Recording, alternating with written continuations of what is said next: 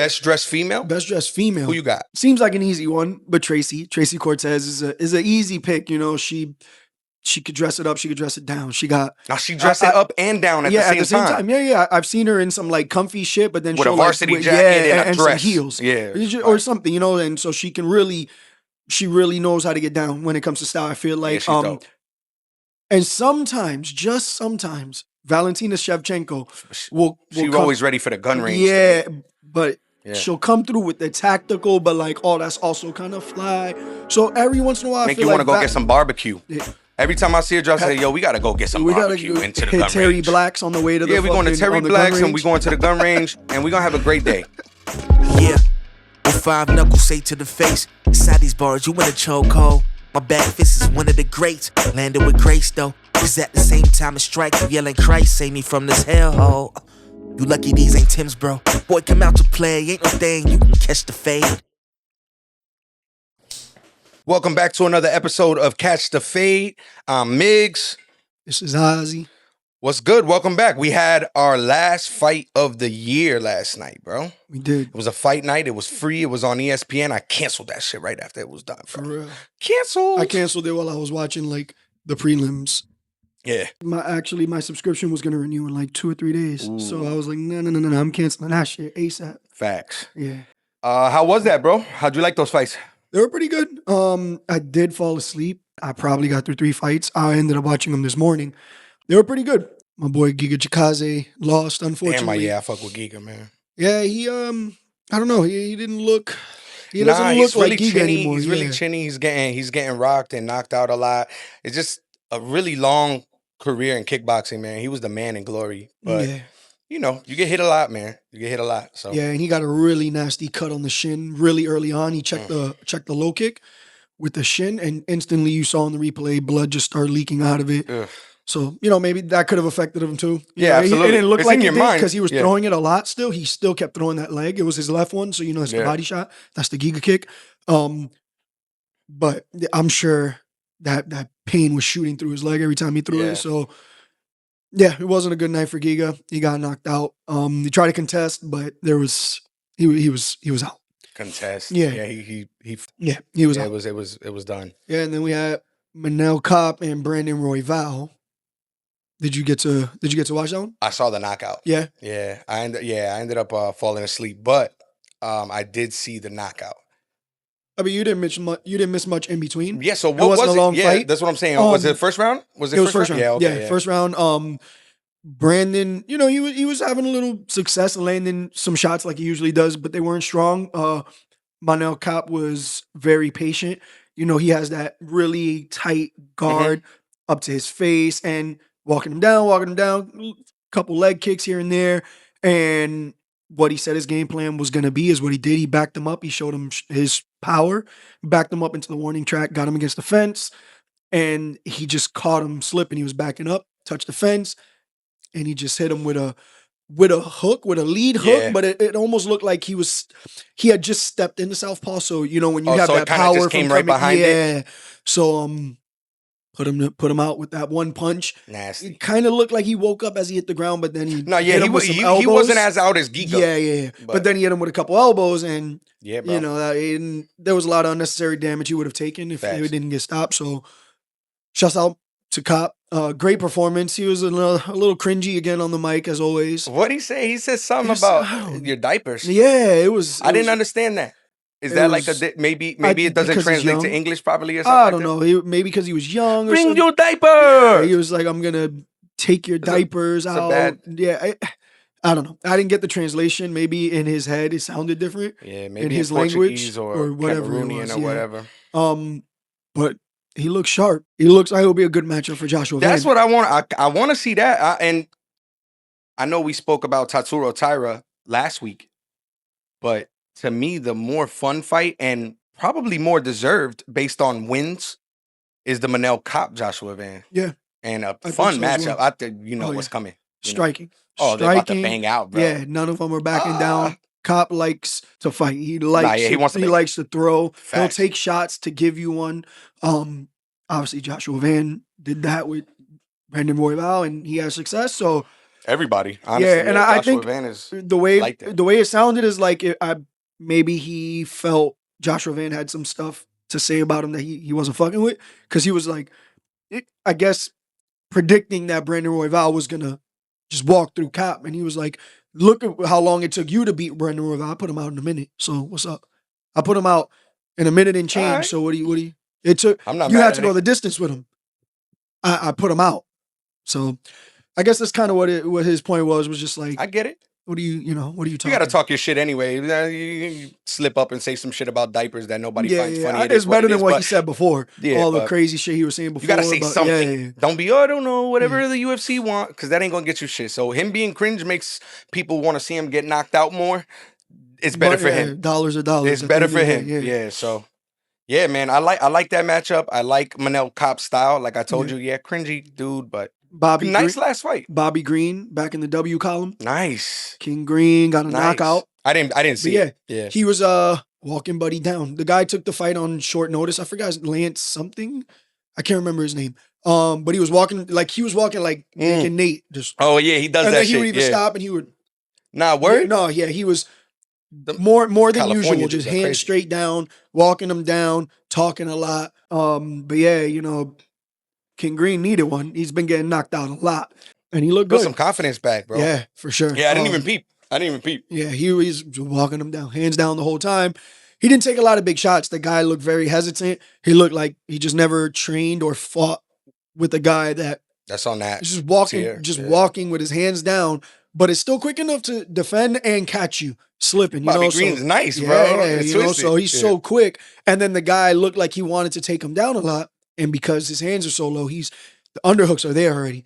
So it's hard to take Bobby Green down. He took him down a few times, but Bobby got up.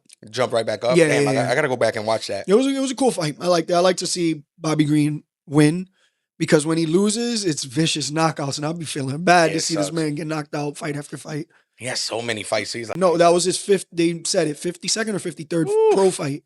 Insane. Yeah. And like 28 in the UFC. Damn. Yeah. That's how you stay around. 28 fights, especially bro. You're not title contending or anything, but you're just excited. Floating around. You're just excited. You you take fights that nobody wants, and you just go in there and bang out. So yeah. It was a good fight.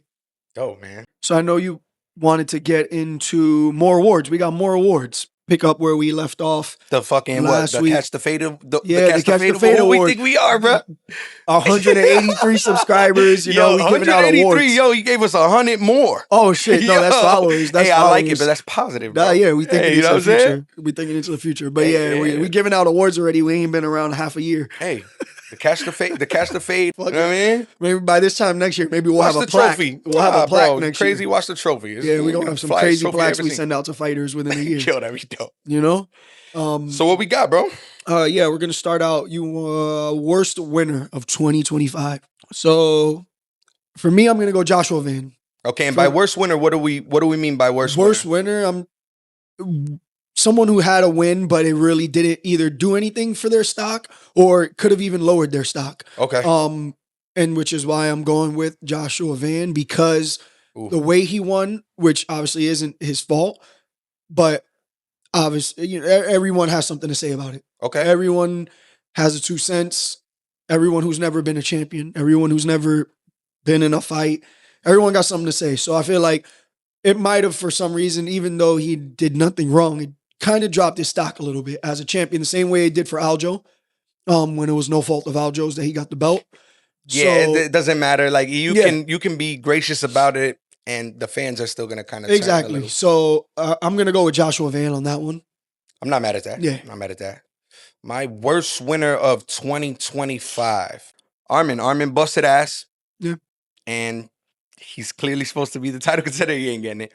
So just like you said about the UFC not being in his favor. Yeah. It didn't do anything. That win did nothing. Even the matchup was strange enough to me. It was like, why even fight Dan Hooker? Yeah. So I'm gonna go Armin Tsarukyan is my worst winner of 2025.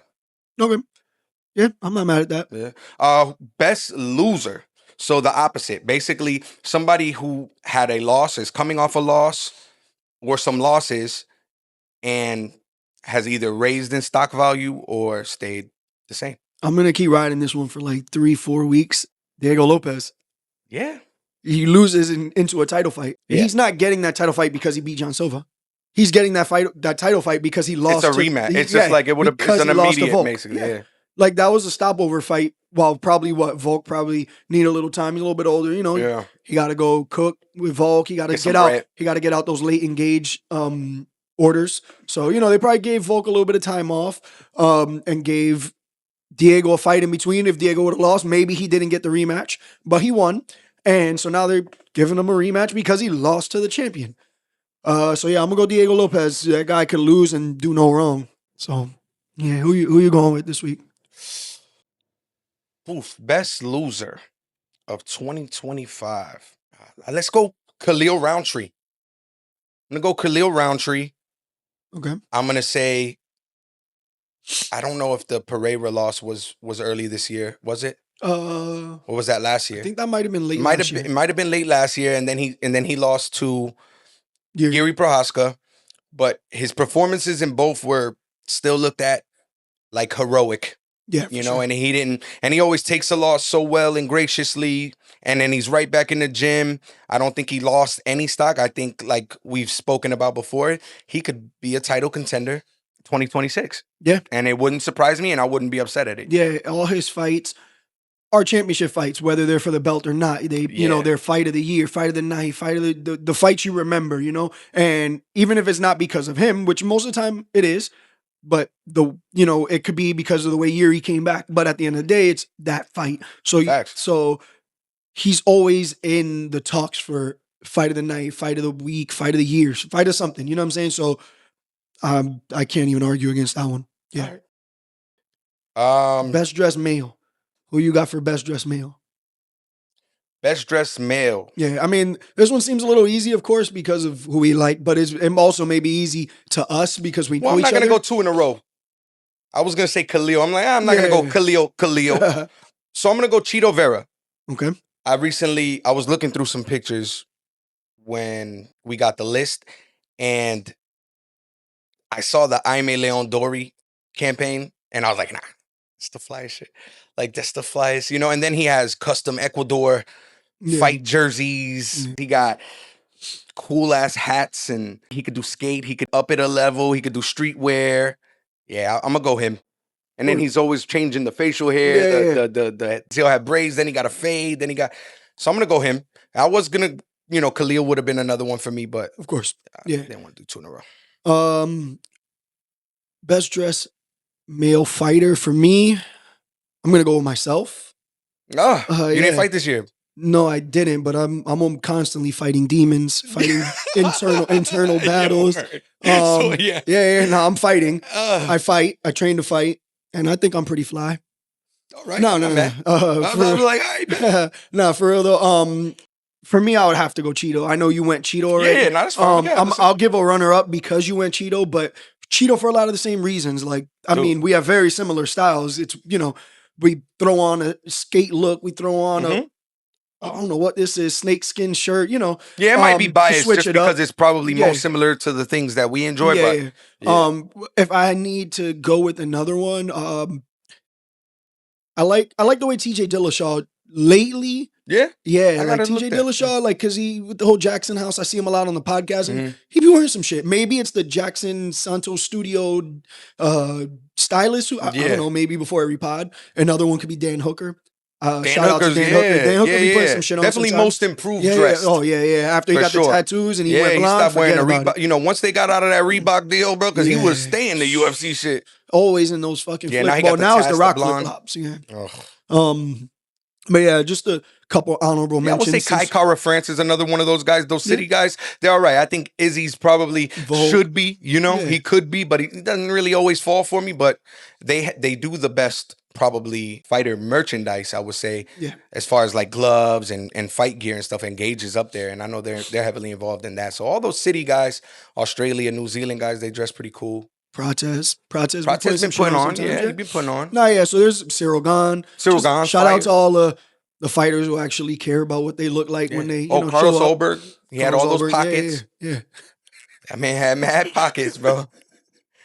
You gotta like me some pockets. Man, I don't got no pockets today. I feel weird. All right. Best dressed female? Best dressed female. Who you got? Seems like an easy one, but Tracy Cortez is an easy pick. You know, she could dress it up, she could dress it down. She got Now she dressed it up and down at the same time. Yeah. I've seen her in some like comfy shit, but then with she'll a varsity jacket and a dress, some heels, yeah, or something, you know. And so she really knows how to get down when it comes to style. I feel like, she's dope.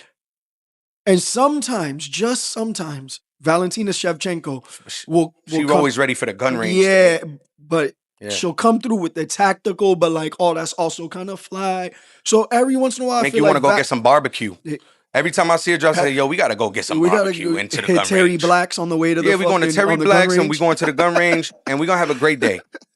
That's the shit that she be wearing, you know? Yeah, so I feel like Valentina's like a slept-on one. Every once in a while I see Valentina, I'm like, oh, this is different. It might not even be cool. It might just different. It's different. And I like different. Like, it might not be cool to me. I might not Cowboy ever put belts that, but it's different. And I'm like, I fuck with different. Like, I fuck with not wearing all the free gear that UFC sends you, so you're just all you ever wear is UFC sweats and fucking Reebok shirts, you know? Like, style yourself, you know? Do something cool. So I feel that. It doesn't have to be fly, but I fuck with the fact that she gets different. So yeah. I've been liking Amanda Nunes style lately. Oh yeah. Yeah, baggy low-rise jeans, Balenci sports bra. Yeah, she's at that face-off with I don't know if she has a stylist now or what, but every time she's fly. Bro. Was that like, the same real wife fly, she was dope married silhouettes. to? Was she married to the same lady before? Maybe her wife now. I don't know. Maybe her wife's styling her. I don't know. Her wife can't dress like Are her that kids now. old enough to help her now? I don't know. Nah, maybe Pinterest. Yeah, honestly. You know what I'm saying? She got Instagram. more time now. She got more time. She's chilling now. She's like, yo, let me get the Balenci. I got bread. What I'm doing? Let me put the silhouette. Yeah. You know, she's in Prada. She had the Prada get up one time. I saw her the black raincoat Prada. Well, I mean, she kind of kills it. So I like her. Is a good one. Yeah. I go to Manel Nunes. I like her.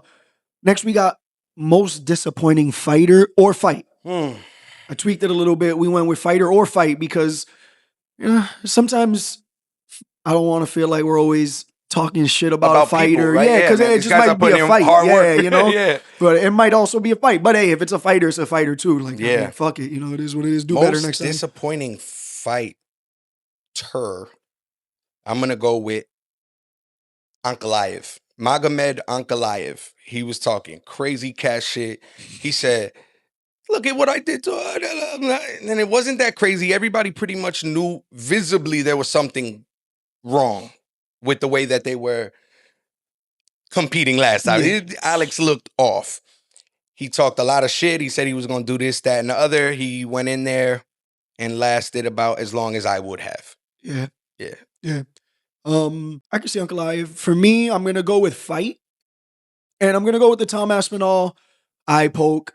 That was very disappointing. Almost as disappointing as Pantoja. Oh, that was very disappointing. And that one for me, I like Pantoja more, so I wanted to see that fight more. Yeah. But also Tom Aspinall, between Tom Aspinall, as good as he is, you know, putting everybody out, all the questions, can he last later in the fight? Yeah. But then you got the John Jones stuff, you got Francis. There's so many things that like Tom is always like being either put on the back burner or this or that. There's always something. I was like after excited. taking a lot of time off too, bro. Yeah, that's and I was happened. excited to see him fight and then fight Cyril Gane. You know, like it's Cyril Gane. Granted, he's been given a lot of fights that he might not deserve based off of what he's been doing, but he's a beast. He's a dope striker, so bro. If he's not eye poking and the fight actually lasts, his fights are fire. But you know, he's always fucking fingers extended. I don't know how much longer he needs his fucking wingspan to be. I think between him and John Jones is like 95% of the. I don't know. It was a weird percentage. It was a crazy percentage. It was like 95% of the eye pokes that have ever happened in the UFC are them two guys. There's some shit like that. That's some crazy shit like that. Doesn't sound too crazy to me. Yeah, it makes sense. Yeah, that's a good one though. That was disappointing, man. Yeah, it was just... and it looked like what we did get from it. It was about to go down. Yeah, as one of those, because to even see two humongous dudes, bro, 250 pounds, 260 pounds, 6'3", 6'4", move like that. Yeah, they move like fucking just cats. Boom, boom. That shit was crazy, and they're landing on each other, and they were about to bang out. I can't wait till that happens again. Yeah, that was disappointing, bro. Oh, that sucked. Yeah. Yeah, that sucked. So I'm gonna go with Tom and Cyril Gane. Bet. What else we got? We do have KO of the year. Knockout of the year. Yeah. You want to go first on that one? You I want can me go to first. Yeah, no, I go first. I'm gonna go Carlos Prates spinning elbow. It was between Carlos Prates spinning elbow and Carlos Jeff Prates Neal? knocking out Leon? Edwards. Yeah. So either way, it was Carlos Top Prates for two, me. and he's Yeah, yeah, and he's both. yeah, exactly. But I'm gonna go with the spinning elbow because that was coming off of a loss. Nasty too. He needed that. Yeah, he needed that one. He knew he needed that one, and that put him in the spot to even be fighting Leon Edwards. Had that, not even if he beat Jeff Neal, if he didn't beat him the way he beat him, he wouldn't be fighting Leon Edwards. You know, so that spinning elbow, the way it happened, he needed something exciting. Set him up to be able to go in there and put Leon Edwards down like that. So he's incredible. I'm gonna go with the spinning elbow. Yeah. All right. So shout out to Prates. Yeah, shout out Carlos Prates. So to not go 2 fighting nerds in a row, I will pick against the fighting nerd in Diego Lopes's knockout against Jean Silva. Yeah. That was crazy. He murked the first round. Then John Silva came back looking like, oh my gosh, what's about to happen? It's crazy. He's a bloody mess. He starts throwing spinning elbows. Diego copies the spinning elbow and lays him out with it. Yeah. Amazing knockout. Does he deserve the title shot? No, I don't think so. But amazing knockout. The other one I did have in mind was Mauricio Rufy against King Green. The fake the left hook into the spinning wheel kick to the head. Yeah. And flatline. Dropped him. And honestly, that's probably my number one. But for the sake of not saying fighting nerds back to back. Every week, too, we talk about fighting nerds. Like, we talk about them look, when they man, don't even fight. We like what we like, bro. Yeah. We like what we like. Honestly. We hype beast. Yeah. We're hype beasts. What you want us to be? All right, so next we're going to go with best social media presence. Best social media presence. All right. Oh, man. I feel like I gave that vote away to somebody else already earlier. Did you? Yeah, I was going to go with Tracy Cortez because I feel like she's very interactive. Really good. Very interactive. She be answering questions. She meet and greets. I don't really be seeing fighters do their own meet and greets that are not like fight week based meet and greets, you know? Like I see her do meet and greets on a Wednesday in October, like for no reason and get like 12 dozen roses given to her. You know, like she's very active, but I don't want to go Tracy again.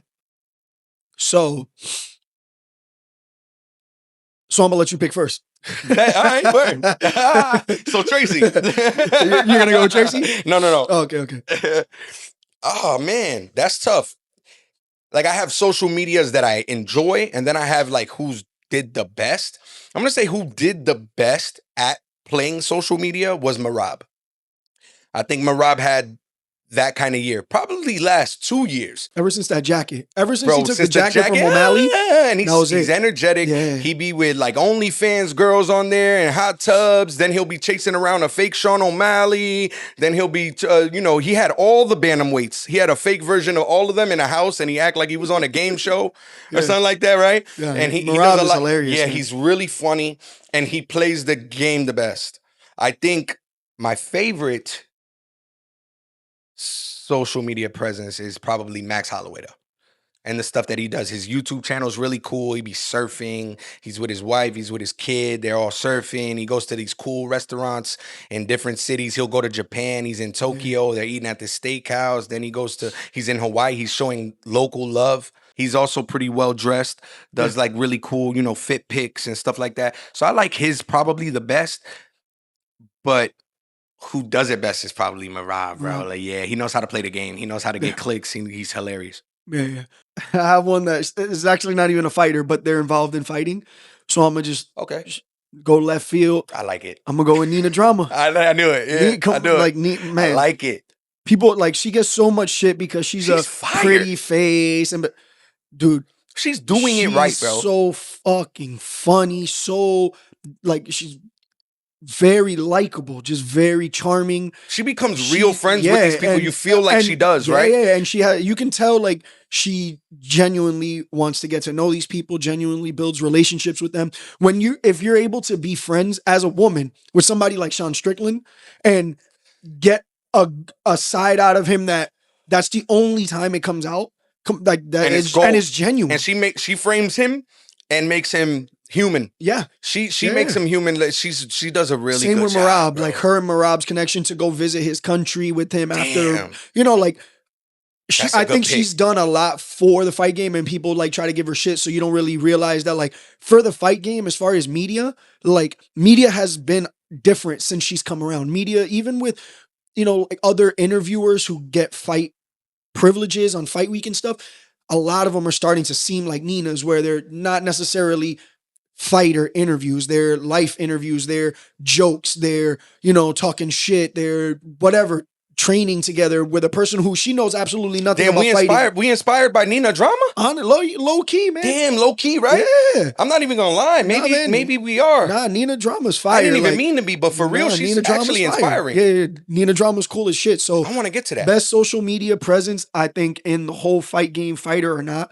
I really feel like for these last 2 years, Nina Drama's been putting on. I agree with you, bro. Like, you know what I'm saying? To go from, I saw her like in videos standing outside of the arenas, like just trying to get any connections. Like she just liked fighting and didn't have no play in the fight world. Crazy. And then to not just fighters saying yes on the side, but Dana White saying, bring this girl. She ain't going nowhere. The other day he just said it too. And people talk shit. He's like, she's not going nowhere. Going nowhere, bro. She's not going nowhere. And so like, man, she's probably the best media in UFC, including the UFC. Yeah. I think she does better for the UFC than the UFC does themselves. Remember last week we were talking about, if they did like F1 does when they go to these different places and showcased these towns and cities, that'd be amazing. She kind of does that. Yeah. She'll go to Sao Paulo, hang out with the fighting nerds, and then go to Georgia and hang out with Marab there and meet his family and eat all the food and talk about the culture. She's kind of like the Anthony Bourdain of this shit, for real. Yeah, she's even doing that shit for Slap too.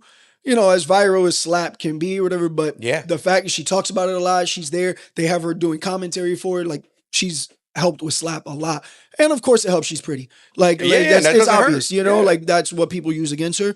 But she's in the gym training with them, all the fighters. She's in the PI. Come on, man. That's probably, man, you know what? Yeah. That's absolutely the best social media presence. Hey, Nina, if this gets to you, thank you. Yeah, thank you for making the UFC actually fucking funny and cool. Like, shout out to Nina Drama. Genuinely inspired by her. Shout out to Nina. Next we're gonna go with Bozo of the Year. Bozo. Yeah, this one's hard because we're starting a podcast and doing this was hard for me because, again, as fighters, like it's hard to want to call a fighter a bozo when you know what they're going through. Some of them are bozos though. Yeah, but like there's always a reason that might not even have anything to do with fighting, but you got a couple bozos, and it don't even got to be the UFC. It could be fighting, it could be boxing, it could be PFL, it could be fucking WWE. Do I go first on this one? Yeah, you go first. Ooh, Bozo of the Year. Damn, I feel like all the bozos were quiet. It's a quiet year for bozos. I feel like it was a quiet year for the bozos. The normal, at least the usual suspects. Colby Covington. You know what I mean? I guess it's not so typical to say something like a Conor McGregor or a John Jones, these high profile guys. I want to think of something a little bit more unique. Dun, dun, dun. Bozo of the Year. Damn. I got two. They go together. You got two? I got two. They go together? Yeah. Both sides. Both idiots. Yeah. Talk to me. Yeah, I need something. I need some inspiration. Yeah, we running. Give me some inspiration. I got Francis. Ooh. And I got the PFL. They both dummies. Both fucking bozos for going 2 milli to each other. 2 milli a fight and all this. Oh, like, and how all they this gonna extra. pay for that? First of all, Francis is a bozo for leaving the UFC, but the way he did it, because now he's not welcome back. Oh, now he's such a stud. Don't get me wrong. He went and made some money with those boxing matches. Shout out to you. He's chilling. But he just had an interview with Ariel Helwani the other day, and the way he was talking was like, if obviously he wants out of the PFL, because he said, no, he didn't say I have one fight left on my contract, or this is the last person I want to fight for my contract. No, he said the PFL owes me a fight. Owes me. Like, fuck, they owe you contractually or what? Contractually, but first of all, so he's trying to dig out another 2 mil that they clearly don't have, and that he doesn't sound like he's gonna fight for. Because again, if he said they owe me a fight and this is the person I want to fight, or like if we have one, no, he said they owe me. Like, I want to leave, but you owe me this money for this fight. Damn. When they gave me so much money after I was a fucking dickhead in the UFC, or from what it sounded like. I don't know this man, but it sounds like he had a shitty time in the UFC leaving. And then they say, you know what, fuck it, we're going to look past all of that. We're going to give you the bag. We're going to, all these stipulations, we're going to, okay, fine, we're going to give in. We're going to do this, we're going to do that. Well, we're going to let you box too, but that boxing is supposed to bring us back fans. He went and boxed. He did all that. Then he came and had a lackluster. He won, but it was a lackluster fight. Which one? The Renan Ferreira. He beat the shit out No, of him. yeah, but I'm talking about like numbers wise. Like it I was. get you. Oh, it didn't do nothing. Yeah, it didn't move nowhere. It did nothing we watched for the it PFL because we're fans. Yeah. I actually watched it at SeaWorld in line for a ride. You know, like it. I was hype about it, and yeah, but nobody talked about that. But no one talked about that. And then he never fought there again. So he didn't bring them anything. He has one fight left on that contract. And on the Ariel Helwani show, he goes, they owe me one fight, but I'd be interested in going back to the UFC to fight John Jones in the White House. So you ain't even gonna fulfill your needs in this contract. Everybody want the White House, bro. Yeah, you know, but now you're not even welcome back to the UFC, but you're talking about how you don't want to fight the last fight, but they owe you, like, you're a fucking bozo. But then the PFL also for not seeing, like, bro, how you gonna throw a huge bag like that and give into this guy when they're going bankrupt. They don't give a fuck. They're just throwing shit at the wall, bro. Yeah, but before they tank. Francis fucked up because now they don't want him back in the UFC.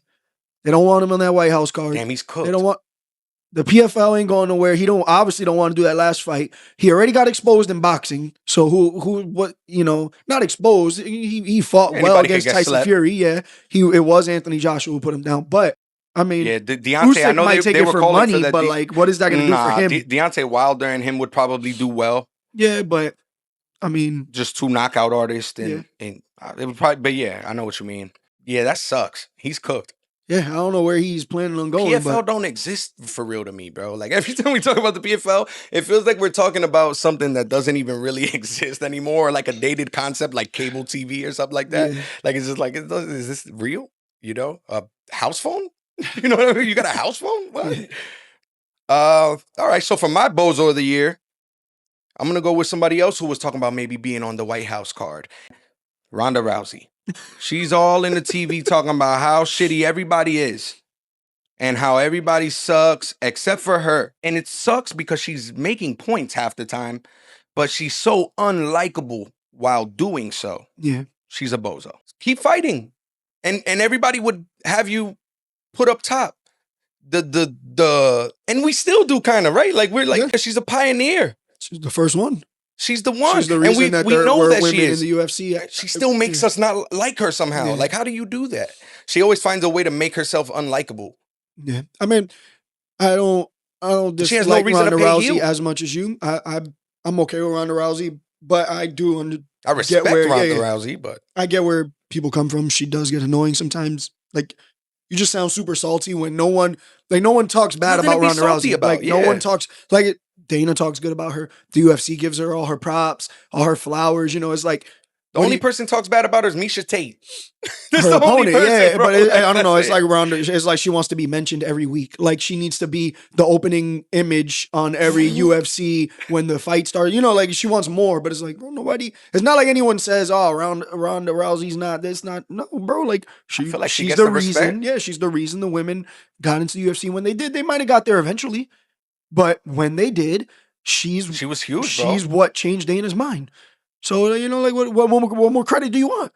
You just want people to not talk about what happened? Like, oh, you got head kicked, you got knocked out, then you got beat by a man. They're like, these are facts. These are factual things. And that's normal shit. Yeah. Like, you walked away because you couldn't take losses.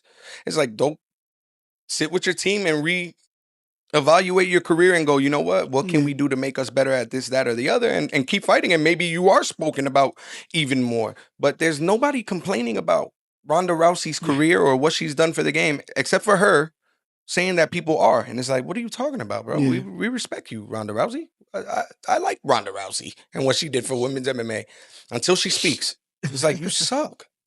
So yeah, I would say that. All right, Bozo of the year, Ronda Rousey and Francis Ngannou. Yeah. Congratulations, guys. Congrats. Oh, I feel so disrespectful saying it like you that. You guys are amazing. Nah, not all that. Why you got to add the spice on top, bro? Yeah. All right. No, respect, but Clowns. Moving on. Most improved fighter of 2025. Who you got, Oscar? Who you got, bro? I got one. Yeah. Yeah. Duh, Mackenzie Dern. Bet. She went from mid cards, like as far as middle of the card, sometimes prelims, being talked about as just a pretty fighter in the UFC, not even thought about in title contentions. She would win, she would lose, she would, up and down. Now she's a champion of the world. So it don't get more improved than that. You can't go any more improved than champ. So I'm gonna go with Mackenzie Dern. I feel like I'm not mad at it. I feel like we shied away from Mackenzie Dern a lot during these awards because it's like, it's obvious we love Mackenzie Dern, but Mackenzie Dern's a champ now. So I mean, she's the champ, bro. Yeah, it don't get more improved than going from middle of the card and prelims to you're gonna be headlining a card pretty soon because you're the champ. Yeah, I'm not mad at that. I'm gonna go with recency bias. And I'm going to go straight ahead and say Petr Yan is the most improved fighter. He's had a couple rough losses since he kneed Aljamain Sterling in the head after he was beating his ass and looked like he was about to have DJ's amount of belt defenses. Mm-hmm. And he is now the champion of 135. He looked unstoppable. He looked like the most fierce striker. In 35, he looked like he had the best takedown defense of any 35er I've ever seen. And he reminded us, but it's still an improvement on what happened last year. I'm going to go Petr Yan, most improved 2025. Okay. Yeah, that's not a bad pick. Petr, again, same thing as Mackenzie. Yeah. Last year, he wasn't. I mean, yeah, I guess he would have been middle of cards last year, trying to get back on a run. And he's a champion now, so you don't get more improved than getting to belt. So yeah, those are good picks. I'm not mad at that. Last one you had, I'm not gonna lie, I haven't figured anything out yet. I have like a funny take on one, I guess, or like a different take or something we spoke about. But best walkout of 2025. Best walkout of 2025.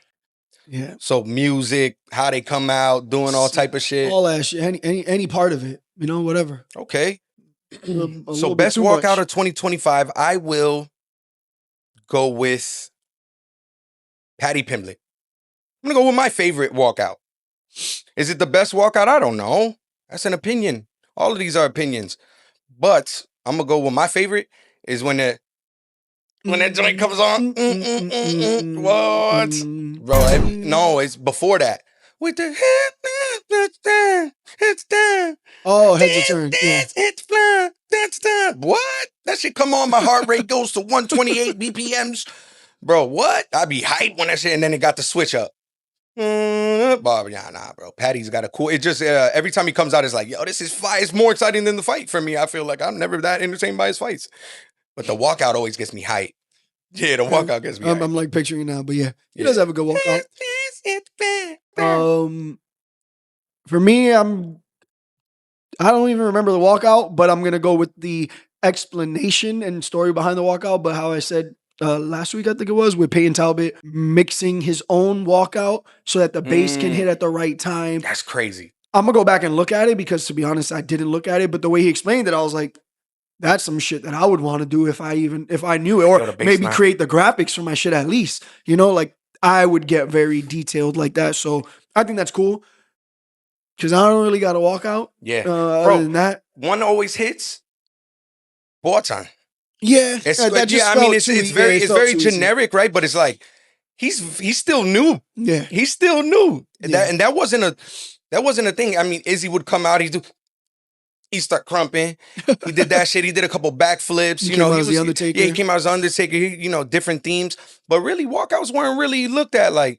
Yeah. Poatan came out and just started, nah, and everybody fucks with it, right? So yeah. But that's been every year for the last 3 years. Yeah, it felt a little too easier. So I just wanted to do something. I like different, that though. But Payne Talbot mixing his own bass. He said, "No, let me mix the bass. This shit does not hit in this arena." Yeah, I like that. That's fire. Yeah. That's fire. So I'm gonna go with Payne Talbot. Yeah, his is dope. Yeah, his is dope. So yeah, best walkout. Those are the fucking Catch the Fade awards. How you like those, huh? We'll have another one next week too. Congrats to all the winners. Yeah, next week another Catch the Fade the awards. We're doing different ones next week too, bro. Here's what happens when there's no fights. You know, you get Catch the Fade awards. Nah, but I'm happy about this Paramount shit, man. Yeah, I'm excited. I'm super excited about the Paramount shit. I want to see what this White House shit's gonna be. What kind of shit they're gonna put us through. Maybe aliens invade the world right as they enter the stage and all kind of, you know, they're planning something, bro. CIA been cooking lately, bro. You seen Pooh Shiesty got out?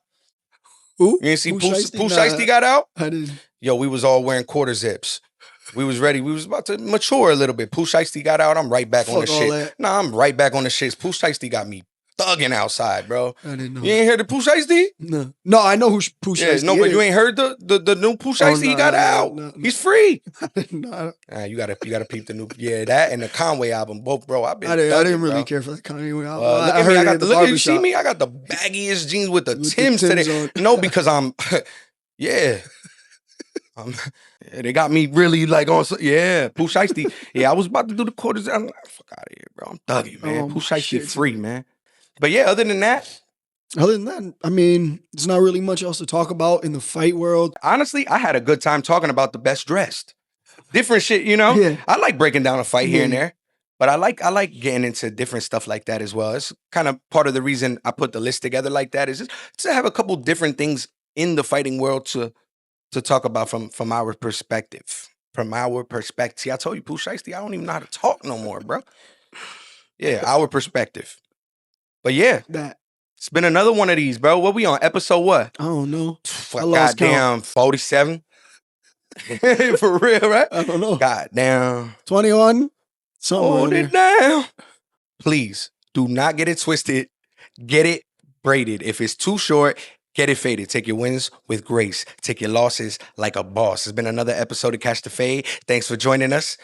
We'll see you next week. Yeah. With 5 knuckles say to the face. Inside these bars, you in a chokehold. My back fist is one of the greats. Landed with grace though. Cause at the same time it strikes you yelling Christ, save me from this hellhole. You lucky these ain't Tim's, bro. Boy, come out to play. Ain't no thing. You can catch the fade. Knocking sense into your ear holes. Tell the register that we the ones who feel his hair dome. Heads ringing. Treat the octagon like metronome. And bring the stars out like trying to find my way home. Bennett styles like I'm Israel, but without the genocide. Come feel it thumping through your stereo.